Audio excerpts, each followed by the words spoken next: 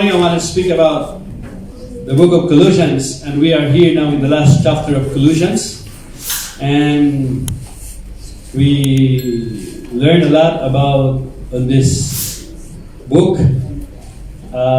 I do believe with all my heart na marami na po tayong natutunan. Amen? Amen. And we're going to start in verse 2. And let's check it out if we are able to finish this today, Lord willing, so that there's no part 2. Amen? Amen. So, the Bible says in Colossians chapter 4, verse 2, devote yourselves to prayer. Everybody says prayer. Prayer. Devote yourselves to prayer, being watchful and thankful. Being watchful and thankful. Let us pray. Father, we thank you. We thank you that your word, they are life and spirit. Father, use your servant, an instrument only. As I'm going to share your word today to your people, give me honest conviction, clear speech so that I may preach your word with power and boldness, without compromise, to bring glory and honor to your name alone. In Jesus' name, amen and amen. Hallelujah. Verse 2 to 6. Here, in verse 2, it says that devote yourself to prayer, being watchful and thankful.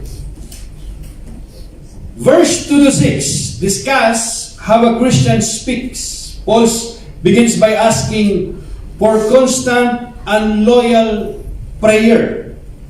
God does not intend for prayer to be an event taking place only at certain times. It is means to be an ongoing dialogue with the Lord. It's a communication with God. Ibig sabihin, pinag-uukulan mo ng panahon, intentional yung prayer. Hindi lang if you have a problem or trials in life. Amen? Hindi lang kung mayroong sitwasyon. In 1 Thessalonians chapter 5 verse 17 notes, believers are to pray without ceasing or without end. Panalangin walang humpay, meaning para mo siyang hininga. But yung panalangin doesn't mean na lagi kang nagsasalita, kasi yung isip natin alam po ng Panginoon, alam din ng Panginoon yung laman ng ating pong puso. Why kailangan tayong manalangin sa tuwina? Bakit lagi? Kasi who among us here, if you don't start your prayer in the morning, pag hindi mo inumpisahan yung morning prayer mo, it seems na yung buong maghapon mo, it seems na parang ang daming mga troubles na dumarating. Pero when intentionally inumpisahan mo yung prayer mo, sa umaga pa lang inumpisahan mo na yung panalangin mo, napakaganda, na hanggang yung maghapon mo, napakaganda. Why? Kasi you spend time sa iyong Creator. Amen. Bago mo umpisahan yung mga gawain mo sa bahay. Amen? Amen. Nakagalian ko po na pagka gising ko lamang sa umaga, pag bulat ng mata ko, I just say just a simple prayer. Lord, thank you. Bago ako magkape, bago ako pumunta ng CR, I spend just like even 1 minute lang sa Panginoon. Sabi ko, Lord, thank you for this wonderful day. Thank you that I expect favor, blessing sa iyo ngayon. Pagpalain mo ang araw na ito, Panginoon. It's just a simple prayer that. Gawin po nating habit po yun. Paul mentions 2 important aspects of prayer. First, believers are to be watchful.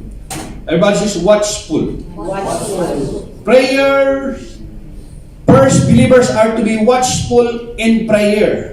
This carries the idea of standing guard or staying awake at night to make sure location is safe.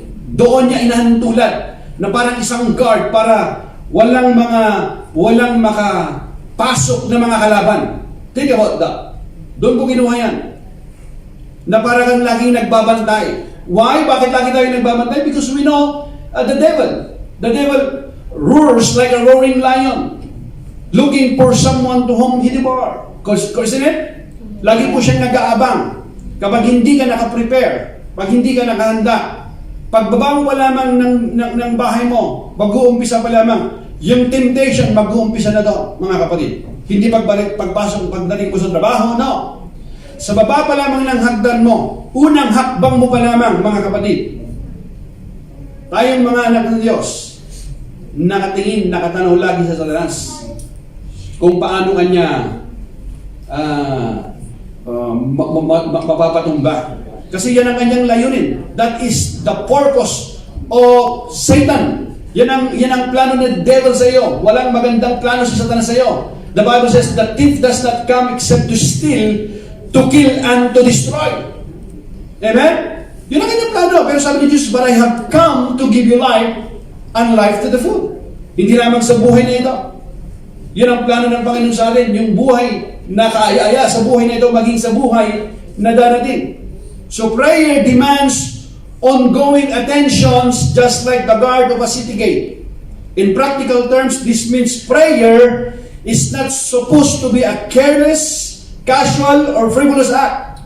We should pray with a specific purpose and with deliberate intent. Means you pray passionately. You pray intentionally. We pray to God not only for our petitions. Hindi lamang mga petition. Do you know that every time we pray, there's already reward in prayer? One of them is God is giving us peace in our heart.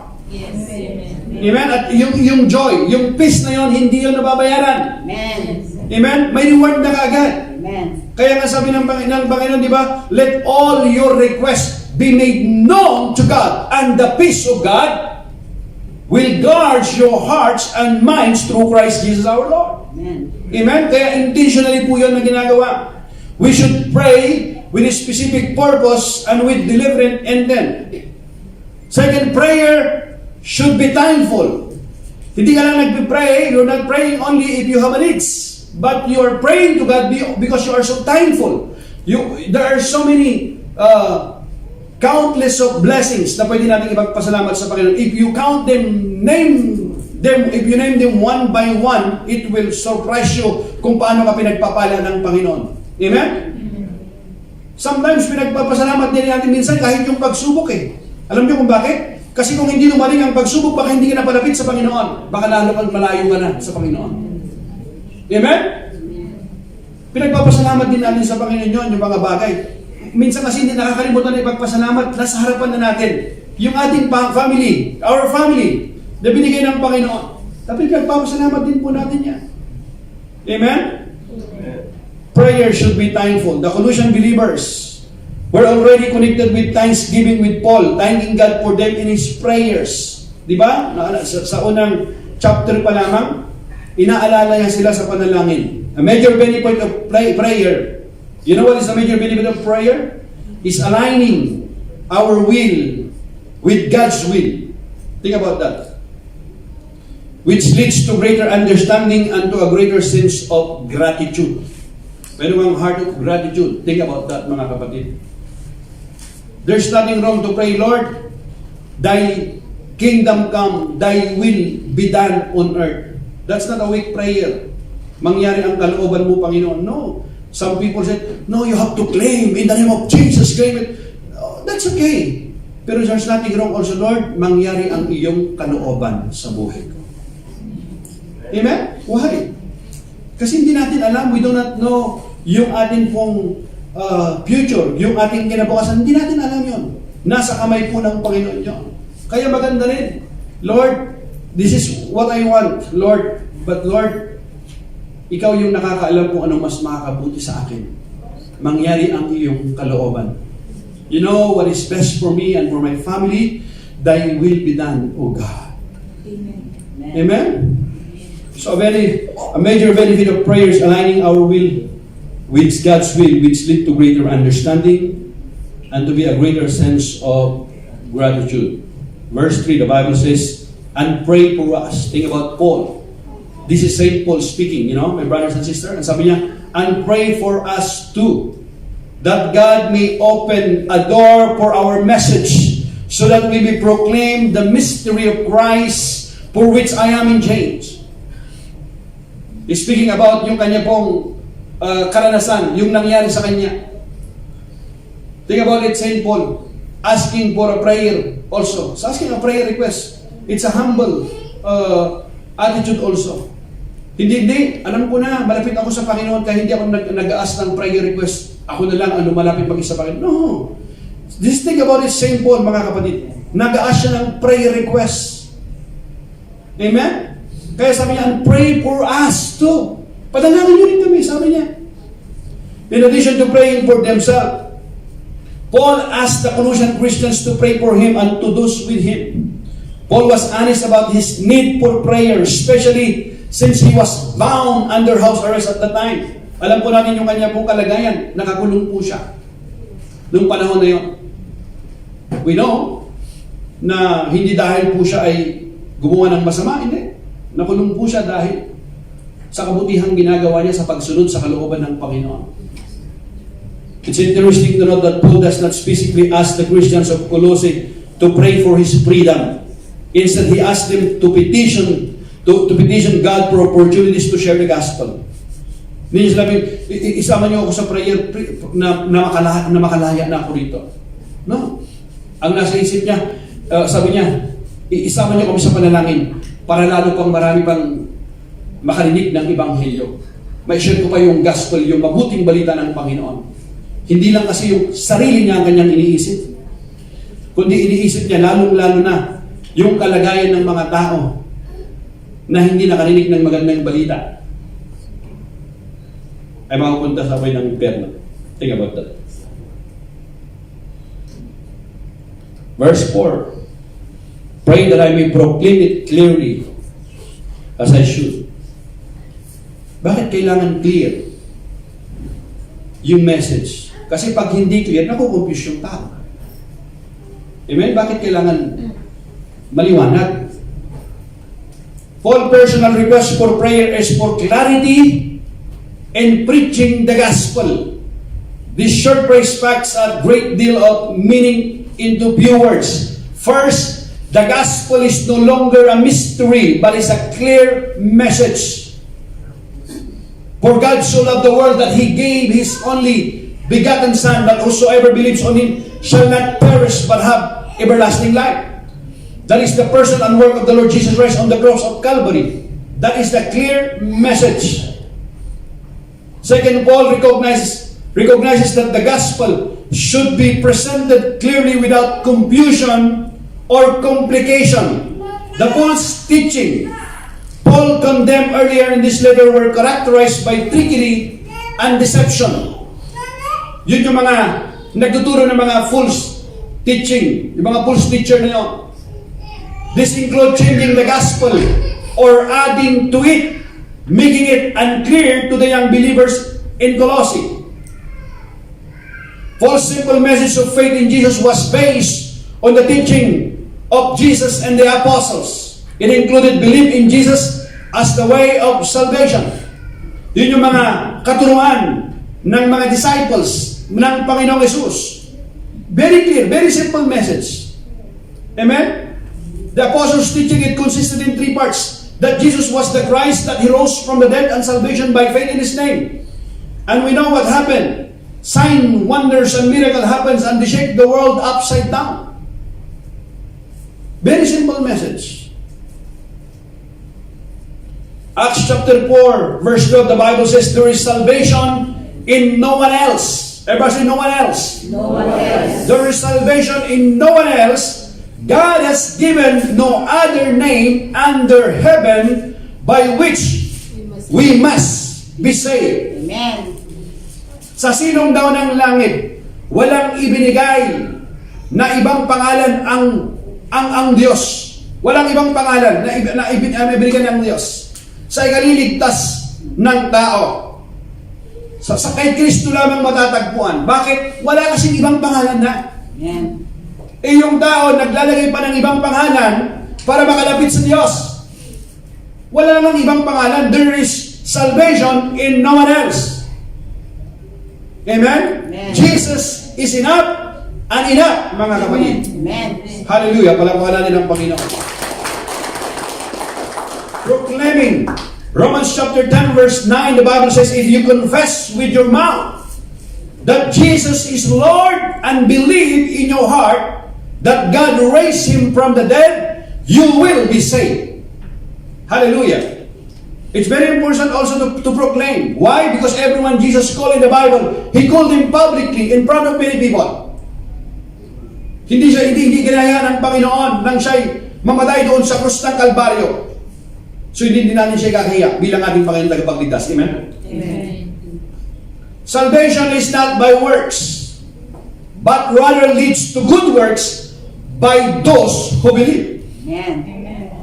Hindi tayo naniniwala na yung salvation, in order for us to earn salvation, kailangan natin manampalataya sa Panginoon at gumawa pa ng mabuti. No.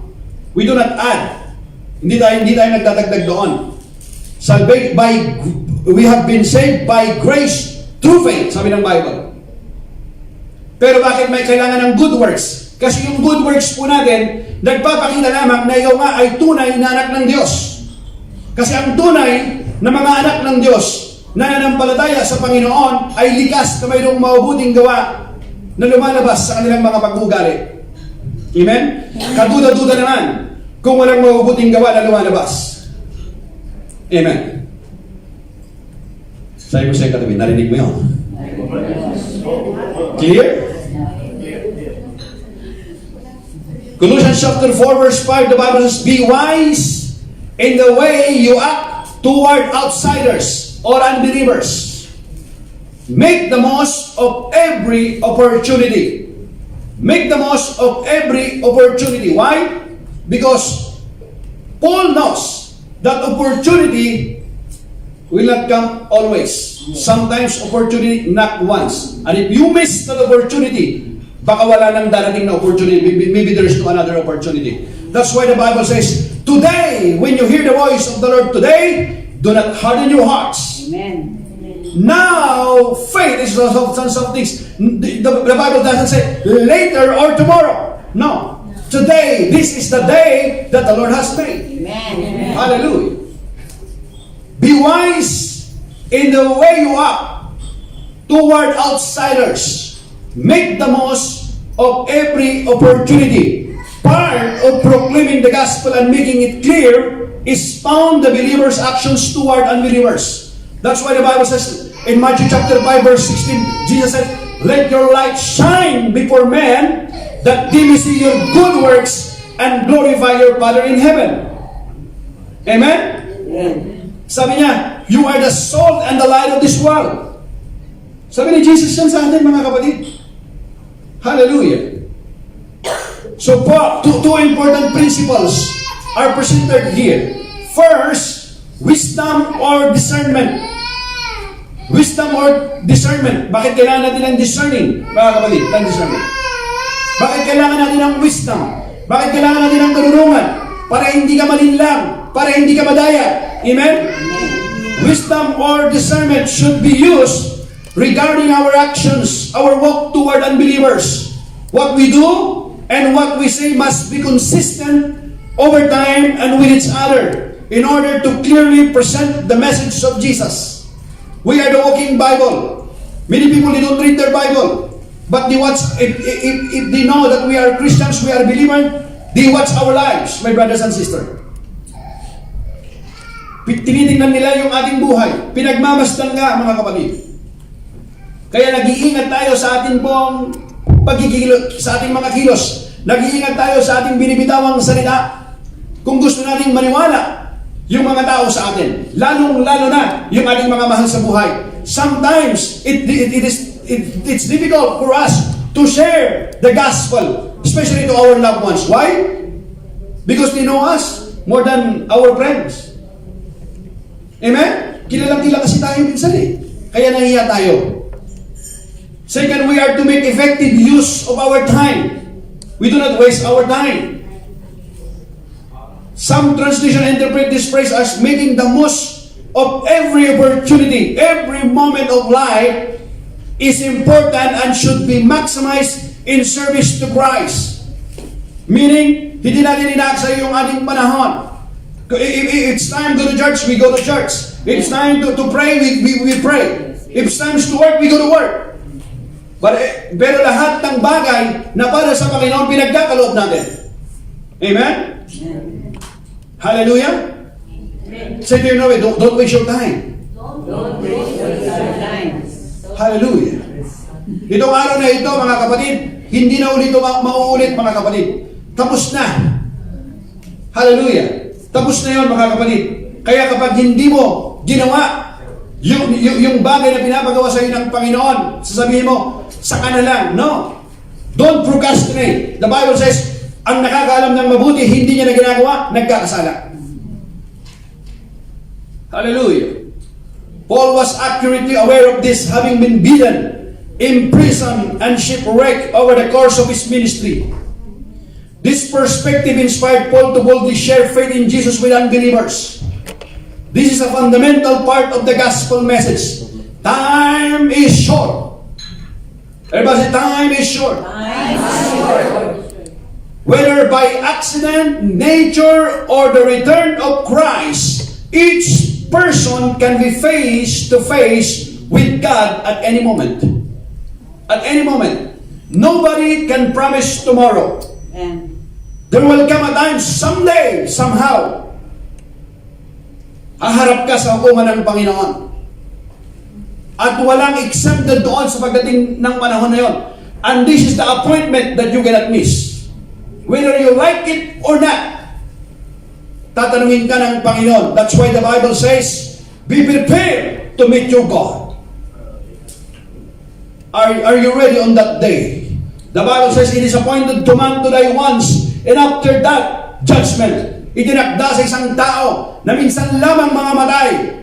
Hindi dalawang beses, tatlong beses. Minsan lamang mamamatay pagkatapos ay ang paghukom. Mayroon tayong isang buhay na binigay ng Diyos. And this life is a test. And there will come a time someday, books will be open. At wala kang maitatago doon. Lahat ng sekreto, ibubunyag ng Panginoon. Mayroong listahan ng iyong ginawa, listahan ng pangalan. The book of life. Hallelujah.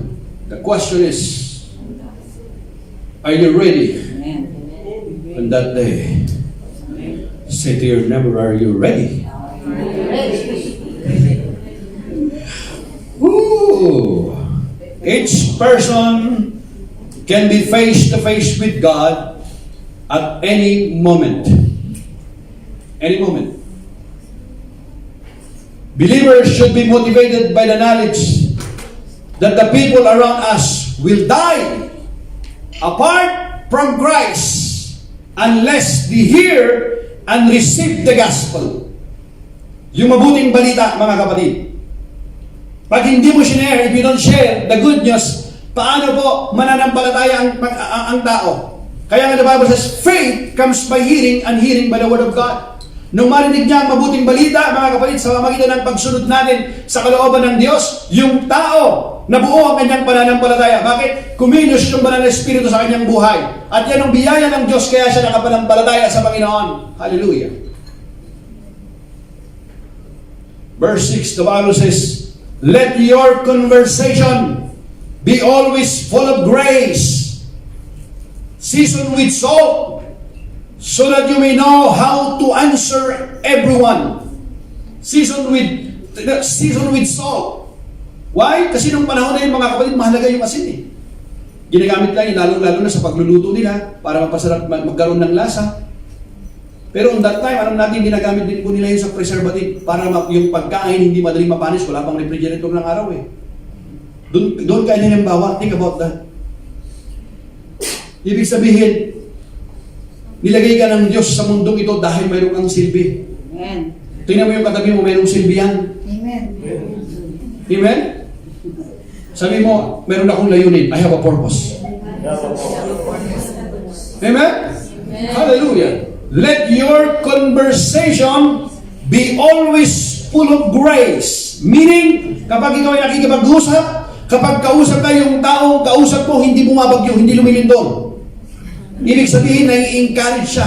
They are motivated, lumalakas yung kanilang loob, hindi yung puro reklamo yung naririnig sa'yo. So far, Paul has presented evangelism as a work of prayer, a work of clear communication, a matter of wisdom, and making the most of each opportunity. Hallelujah.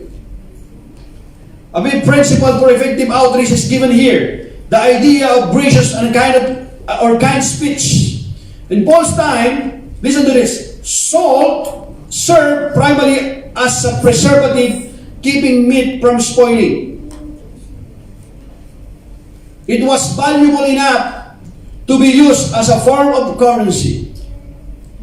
And of course, it changes the flavor of whatever it is added to. In that regard, Paul's use of this metaphor has more than one meaning. The believer's words are to preserve the message of Christ, helping it effectively reach as many people as possible. Hallelujah. What a Christian says ought to add value to the conversation. Our words should be uplifting or helpful, helpful. Kapag kausap ka, kinakausap ka ng mga kasamahan mo sa bahay, pamilya mo, kaibigan mo, yung tao ba nakausap mo, nakikita yung liwanag sa iyong mukha? Nakikita ba nila si Kristo sa iyong buhay? Amen? Finally, the truth of our renewed Christian lives ought to be clear in the different flavor of how we speak and act. How we speak and act. Hallelujah. Kaya hindi likas sa atin yung nagmumura. It's not just an expression. Kapag galit ka, ginagamit mo yan. Kapag nagpupuri ka, ginagamit mo rin sa Panginoon yan.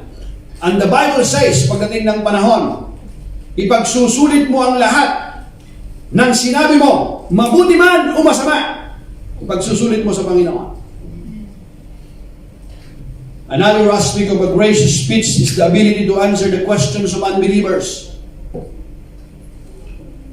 Even Peter also noted the importance of this area of ministry, saying in 1 Peter chapter 3 verse 15, but in your hearts, honor Christ the Lord as holy, always being prepared to make a defense to anyone who asks you for a reason for the hope that is in you. Yet, do it with gentleness and respect. Hallelujah. Everybody says, gentleness. One more time. Gentleness. And respect. Pag tinanong ka, alam mo yung sagot, sagutin mo. Hindi kayong parang nagmamagaling ka. Hindi mo alam kasi ganyan ka. Sa impyerno ang punta mo. Hindi mo sasabihin gano'n. With gentleness and respect. Ibig sabihin, ano man ang antas ng tao, ano ba ang kanyang trabaho, laging nagbibigay ka ng respeto at galang sa kausap mo. Bilang isang mananampalataya. Amen? Kaya sabi sa Tagalog, diba, igalang ninyo si Kristo mula sa inyong puso at sambahin ninyo siya bilang Panginoon. Lagi kayong maging handang magpaliwanag sa sino mang magtatanong sa inyo tungkol sa pag-asa na nasa inyo. Ano yung pag-asa? Ano yung hope na yun? That hope is based on His love that He will not disappoint us. Ano yun? Yung promise ng Panginoon. Hallelujah! Ano yung promise niya? Makakapiling natin siya pagdating ng araw. Makakasama natin siya. Yung kahiyaan na inihanda niya sa atin. Hallelujah! Yung pag-asa na yun, na hindi ka bibiguin ng Panginoon. Ngunit maging mahinahon at magalang kayo sa inyong pagpapaliwanag. Tingnan mo yung katabi mo. Gagalangin niya. Tsaka mahinahon mo. Tingnan mo yung katabi, mahinahon ka ba? Are you gentle?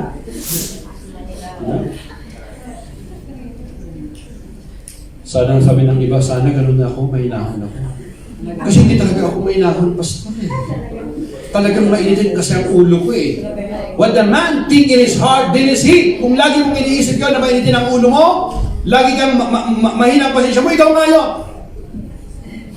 Pero pag iniisip mo, Lord, walang mahirap sa iyo.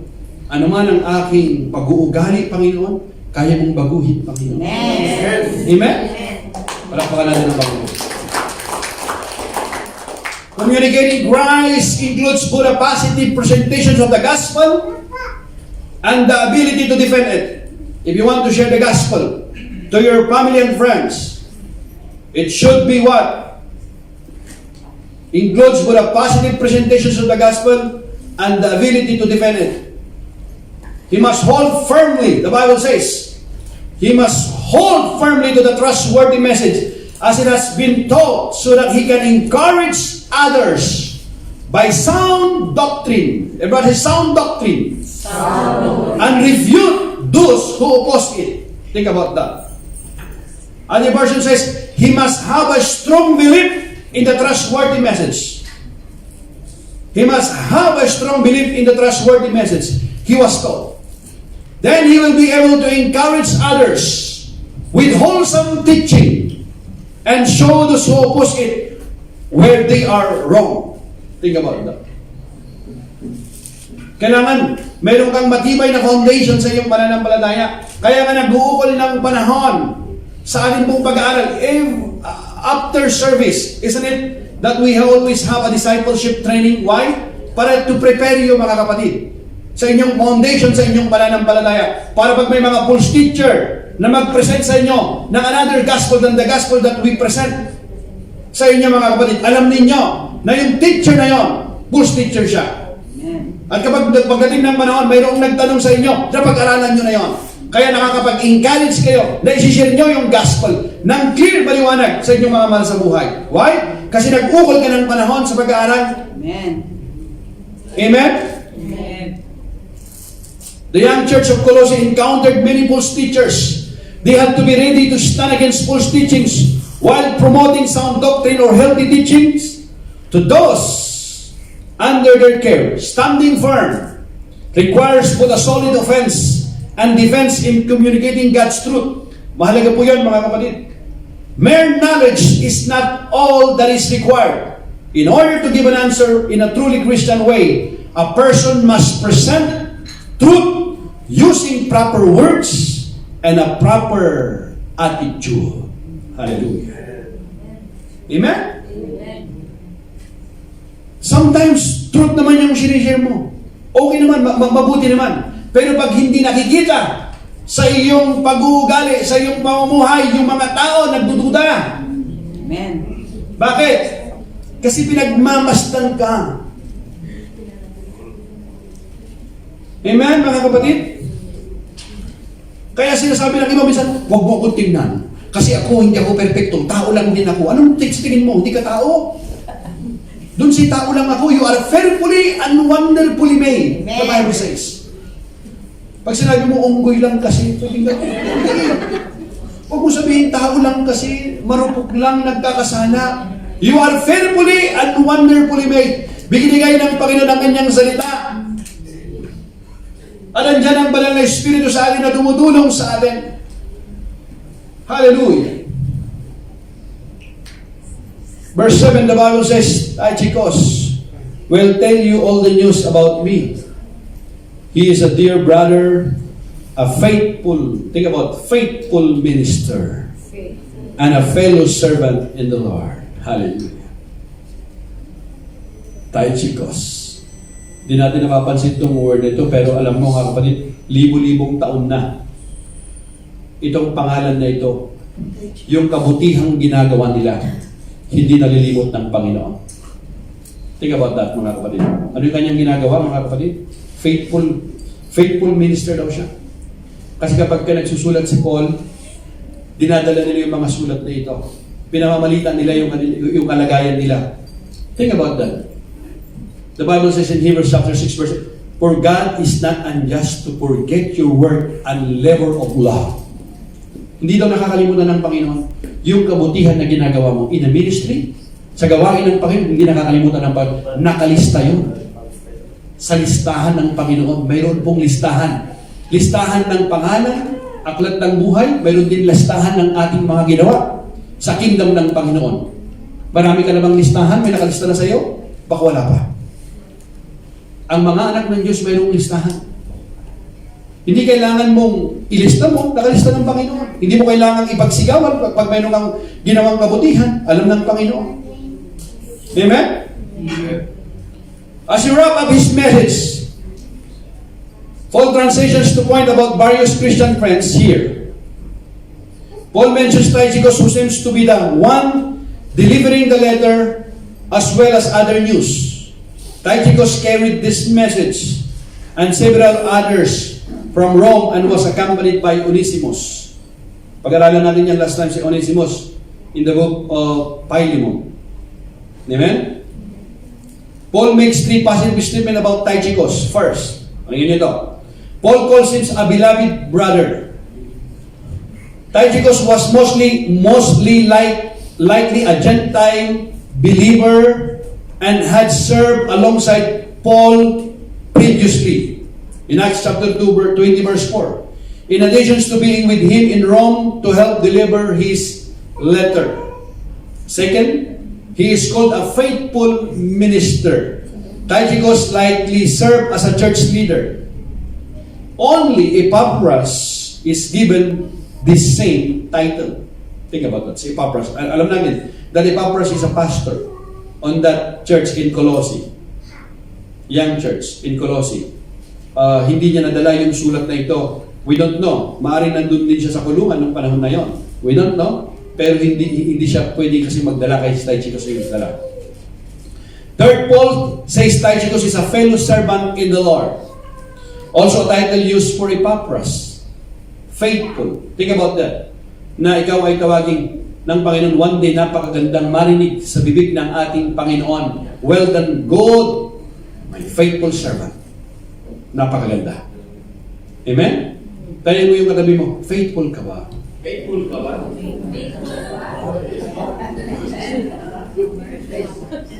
Sabi ng iba, sometimes.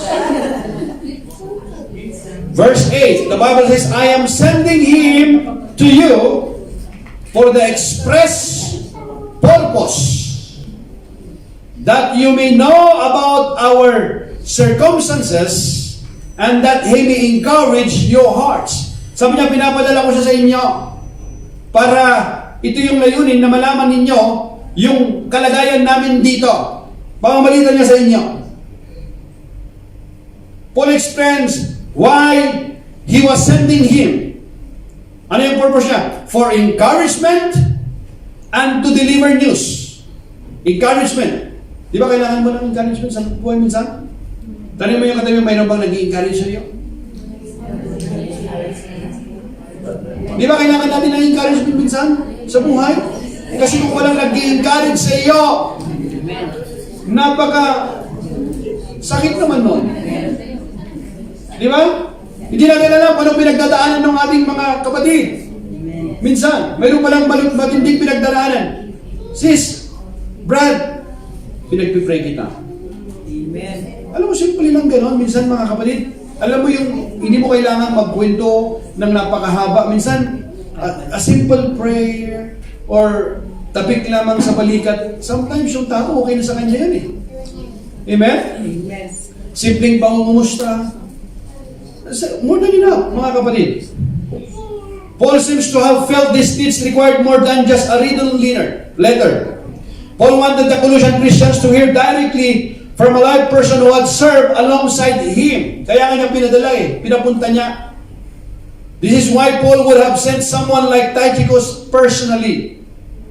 In that day and time, communication was vastly slower than it is today. Amen? Totoo naman Sending Tychicus along with a written letter offered 2 points of evidence backing up the truth. Along with Onesimus, there would be 2 living witnesses and Paul's written letter to verify what was really happening. Also, as an eyewitness to Paul's ministry, Tychicus could personally encourage the Colossian believers. He was apparently gifted in this area, both assisting Paul and helping other believers in the faith. Gusto kasi ni Paul na ipadala itong si Tychicus na ito para yung kalagayan nila, malaman nila mismo yung kalagayan nila. Gusto niya na encourage sila sa kanilang kalagayan nila, na huwag silang mawalan ng pag-asa. Na kahit maraming nangliligalig, maraming mga false teachers, maraming mga teaching na pagpatuloy lang sila sa kanilang pananampalataya. Hallelujah. Amen? Na-encourage sila eh. Praise the Lord. Tara mo yung katabi mo, meron bang nag-i-encourage sa iyo? Para baka wala kang maalala. O nag-i-encourage ka ba? Mayroon ka bang ini-encourage? Itong buong linggo na ito, mga kapatid, mag-isip ka na at least kahit isang tao lang na mayroon kang encourage. Lord, gamitin mo yung buhay ko na parang maging isang maging encouragement ako sa aking kapwa ngayon. Hindi ka nagiging discouraged ka. Amen? Amen. Pag-pray natin na gano'n. Lord, use my life, Lord, to encourage someone. Itong linggo na ito, Panginoon. Maaring yung baka yung encourage mo, hindi mo na kailangan lumayo. Nasa tabi mo lang minsan. Minsan yung asawa mo lang. Nandiyan na yung asawa mo, encourage mo siya. Amen? Hindi naman mahirap mag-encourage eh. Baka puro discourage na narinig sa'yo. Alam mo ba, minsan yung tao, walang nag-encourage man lang sa kanila. Wala man lang nakakaalalang mamumusta minsan. Daming mga friend. Nakakalungkot. Amen? Diba, sige, ganyan talaga buhay. Amen? Verse 9, He is coming with Onesimus, our faithful and their brother who is one of you. Who is one of you? Ibig sabihin, kasamahan nila, taga doon siya, who is one of you. They will tell you everything that is happening here. Napaganda. They will tell you everything what is happening here. Along with Tychicus, Onesimus is also tasked with helping deliver this letter to the Colossians. Onesimus was a runaway slave, once owned by a Christian named Philemon. Philemon had come to faith in Christians through Paul's influence in Rome. Tinawag niyang faithful brother. Hindi niya sinabing, yung dating servant, dating slave, yung dating tumakas, yung dating tumakbo. Hindi, faithful brother. Tingnan mo mga kapatid. During this same trip, Onesimus also delivered the letter Paul wrote to his master, living in this same city. Pakinggan niyo yung history. History records that Philemon granted Paul's request to free Onesimus, who later served as a church leader. Tingnan mo? Kasi nga, napag-alalan natin yan in book of Philemon, na si Paul, sumulat siya kay Philemon na si Onesimus palayain siya, tanggapin siya.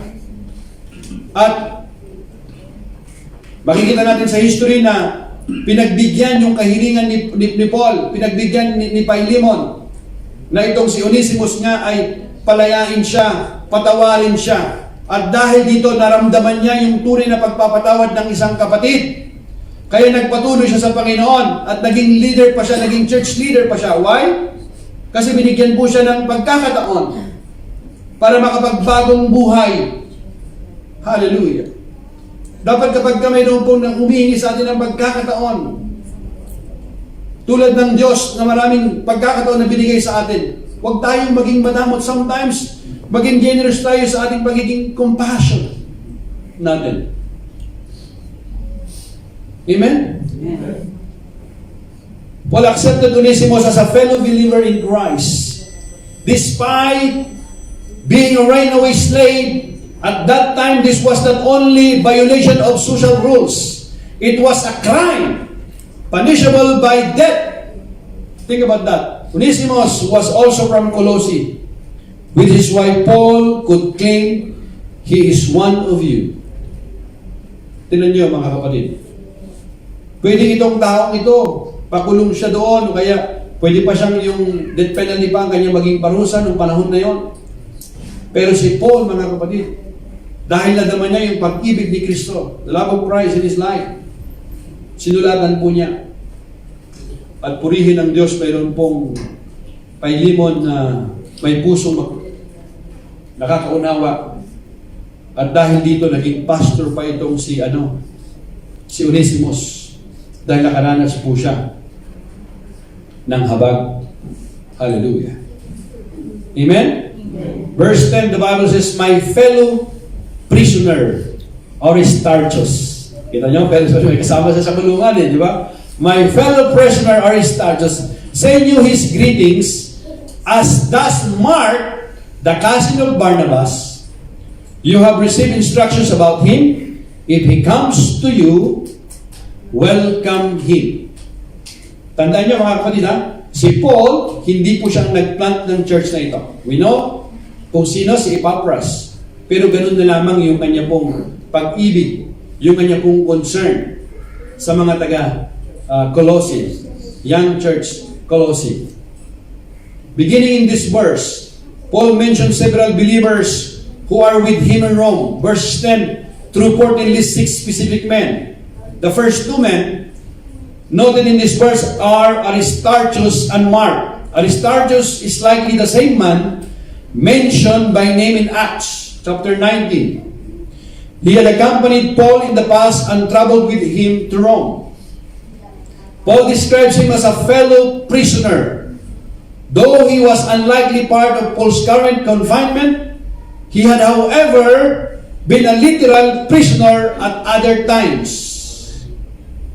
Nakasama pala niya sa kulungan. Bakit? Kasi si Paul, marami po siyang pinupuntahan para ipangaral po ang magandang balita.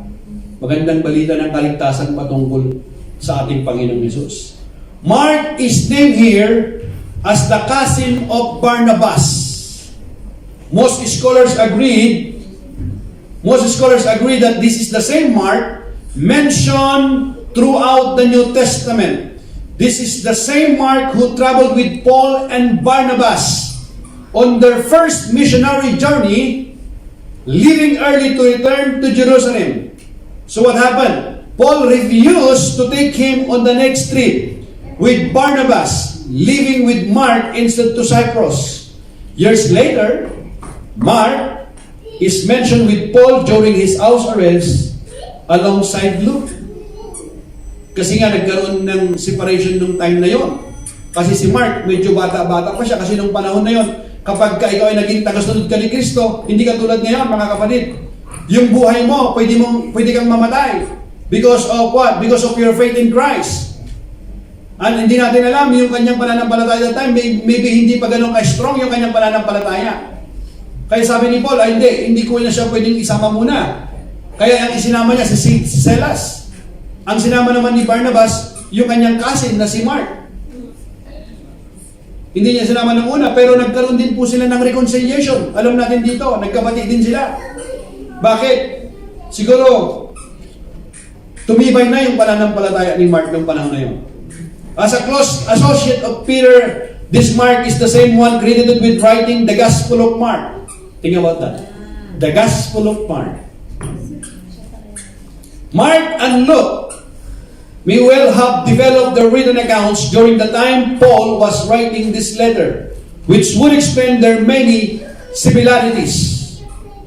Verse 11, the Bible says, Jesus is called Justus. Hindi si Jesus to Kaya sinabi niya, Jesus who is called Justus, sinabi niya yon, also sends greetings. These are the only Jews among my co-workers for the kingdom of God. And they have proved a comfort to me. Kita mo? A comfort to me. False mentions of men of the circumcision means that Paul considered Aristarchus, Mark, and Jesus Justus as his only Jewish Christian co-workers. This means that the 3 remaining companions in verse 12 through 14 are all Gentiles. Or in Timothy's case, half-Gentile, as his mother was Jewish. Paul seems to to appreciate having the company of Christian brothers. Living alone under house arrest was likely a lonely situation. Noong panahon na yun, napakahirap ang kalagayan ng isang bilanggo. Kaya kapag mayroong bumibisita sa kanya, mayroon siyang nakakausap, mayroong naging kalit sa kanya, malaking bagay sa kanya yon. Hallelujah. Na-appreciate po niya yon. The fellowship of these three men brought Paul great encouragement, assisting him during what would have otherwise been a much more difficult time. With their help, Paul lived their 2 whole years at his own expense and welcomed all who came to him, proclaiming the kingdom of God and teaching about the Lord Jesus Christ with all boldness and without hindrance. Hallelujah. Verse 12.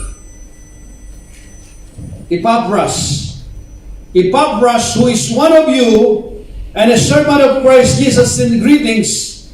He is always wrestling in prayer for you, that you may stand firm in all the will of God, mature and fully assured. Verse 12 and 13 are both devoted to Epaphras. According to this letter, Epaphras is from Colossae. He helped start the Colossian church and was highly respected there. At some point, Epaphras traveled to Rome to visit Paul and was there at the time this letter was written. Epaphras sent personal greetings to his fellow believers in the letter, since it would be delivered by Tychicus and Onesimus. Kinukumusta niya at lagi niyang ipinapanalangin yung kanyang mga kababayan. Yung inumpisahan niya doon, hindi niya pinababayaan. Inaalagaan po niya sa panalangin. Verse 13, I vouch for him that he is working hard for you and for those at Laodicea and Hierapolis. Magkakatabi lang kasi itong mga city na ito noong panahon na iyon. Verse 12 mentioned Epaphras' constant prayer for their spiritual maturity of his hometown church. According to Paul, the ministry of Epaphras was not limited to just the people of Colossae. Paul says that Epaphras has been working diligently for the Christian in 2 nearby towns, Laodicea and Hierapolis. Pinupuntahan po niya ito noong panahon na iyon. Siya po yung nag-share ng gospel doon sa Epaphras. Hallelujah.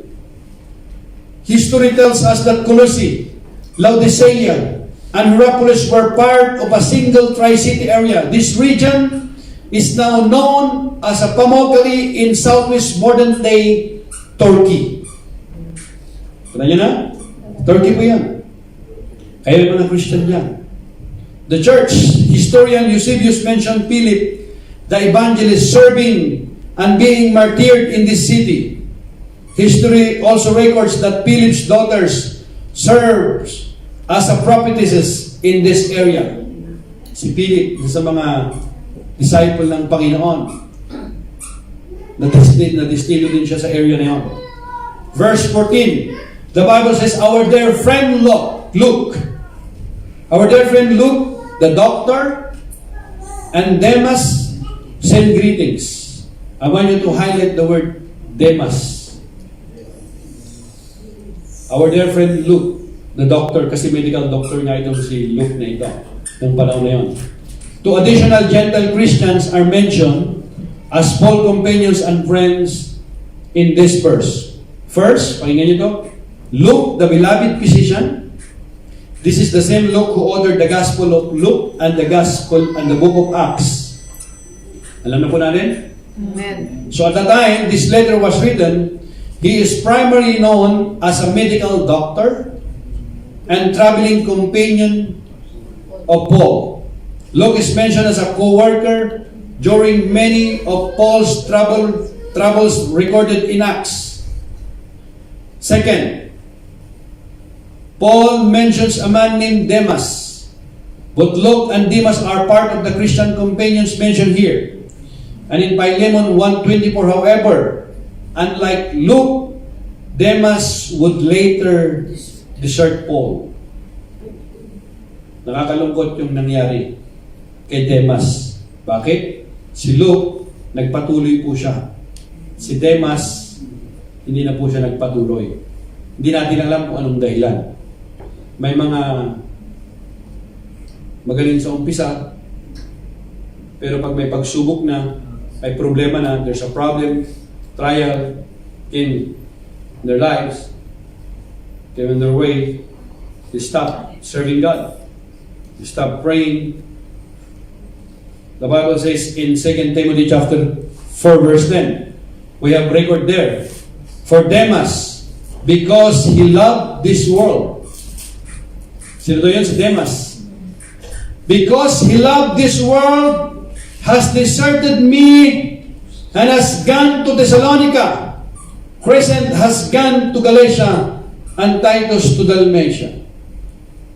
Sabi niya sa Tagalog, iniwan na ako ni Demas dahil sa kanyang pag-ibig sa daigdig na ito. Kita mo mga kapatid, iniwan na siya. Dati nakakasama pa niya.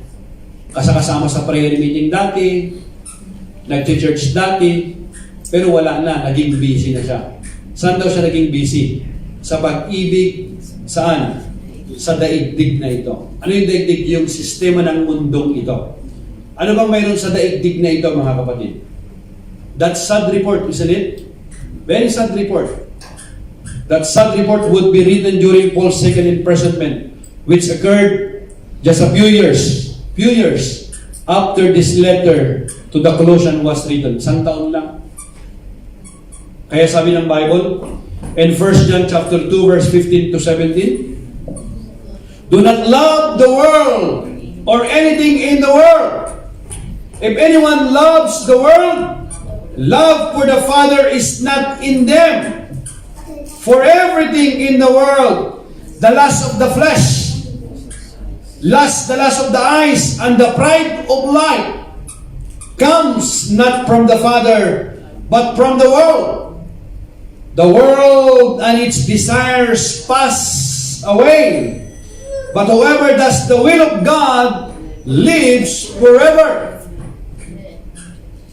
Huwag ninyong, the Bible says, huwag ninyong ibigin ang sanlibutan o ang mga bagay na nasa sanlibutan o ang mga bagay na nasa sanlibutan. Ang umiibig sa sanlibutan ay hindi umiibig sa Ama. Yan yung nangyari kay Demas. Ang lahat ng nasa sanlibutan, ang pagnanasa ng laman, ang pagnanasa ng mga mata, at ang pagmamalaki sa buhay na ito ay hindi nagmumula sa Ama, kundi sa sanlibutan. Mawawala ang sanlibutan at ang lahat ng mga bagay na pinagnanasaan ng mga tao.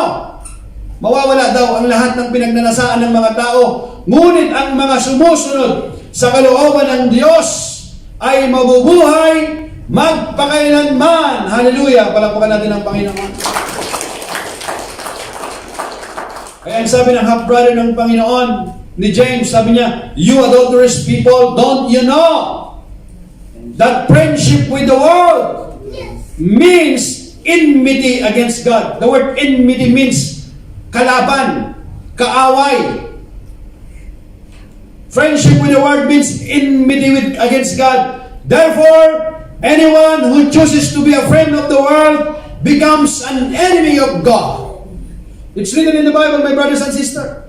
Sabi niya mga taksin, exclamation point yan, hindi ba ninyo alam na kapag nakikipagkaibigan kayo sa sanlibutan, ay kinakaaway ninyo. Kinakaaway naman ninyo ang Diyos. Ang sinumang nagnanais na maging kaibigan ng sanlibutan, ay nagiging kaaway ng Diyos. Simple and plain. Kapag ikaw ay masyadong maibigin sa mundong ito, yung mga bagay sa mundong ito, mga kapatid, yun lamang lagi mong iniisip, yun ang pinagukulan mo ng panahon, sa ayaw at sa gusto mo, sabi ng Biblia, kaaway mong Diyos. And that is an idolatry also. And many people doesn't know about this. Maraming mga taong naniniwala naman sa Diyos. They love God. They believe in God. But they spend their time, mga kayamanan lamang sa mundong ito. Sabi ng Biblia, nawawala, naglalaho. Kung anong laging iniisip mo, kung anong laging ginagawa mo, yon ang Diyos mo. Think about that. These two men, Luke and Demas, provide a stark contrast between those who serve Christ and endure well till the end, and those who do not. Makikita niyo dito si Luke, nagpatuloy po siya, mga kapatid. Ginamit pa siya ng Panginoon para magsulat po ng Gospel of Acts, yung Gospel of Luke, tsaka yung the Book of Acts. Kaya yung si Demas, mga kapatid, ang naalala sa kanya alin? Yung hindi siya nagpatuloy, ang naalala sa kanya alin? Yung pag-ibig niya sa sanlibutan ito. At dahil dito, kaaway siya ng Diyos. Think about that. Nakakalungkot. Verse 15, give my greetings to the brothers and sisters at Laodicea and to Nympha and the church in her house. Uso na pala yung house church noon pa lang. As Paul draws his epistles to a close, we see his deep love and concern for the little flock of God at Colossae. Not only does he give them a final reminder of their Christian duty to devote themselves to prayer, maintain an attitude of thanksgiving, conduct themselves with wisdom and grace, and make the most of their opportunity to speak of Christ.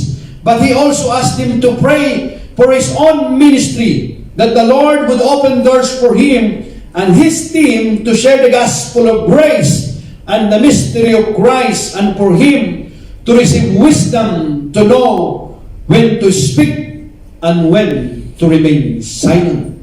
Hallelujah. We also notice another lovely human touch as he includes greeting from some of his fellow laborers.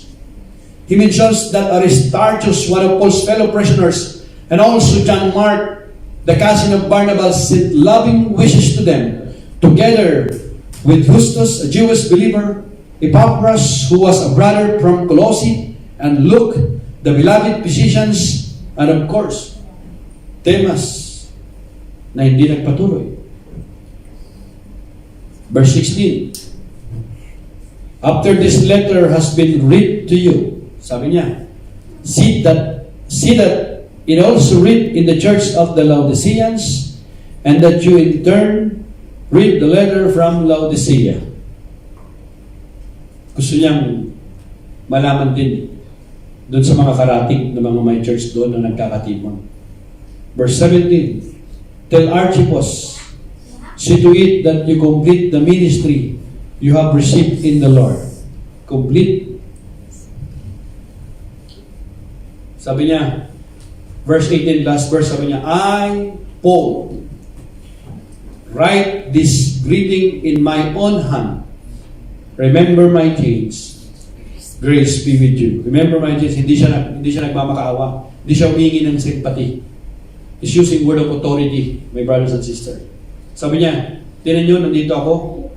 Nakakulong ako, pero hindi ito walang kabuluhan. May purpose pa rin ang Panginoon. Hallelujah. Think about it. In this final verse of his letter to the Colossians, Paul adds a very personal touch.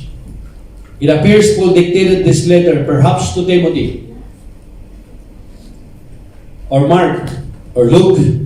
This was a common technique in ancient letter writing and would not have been a surprise to these original readers.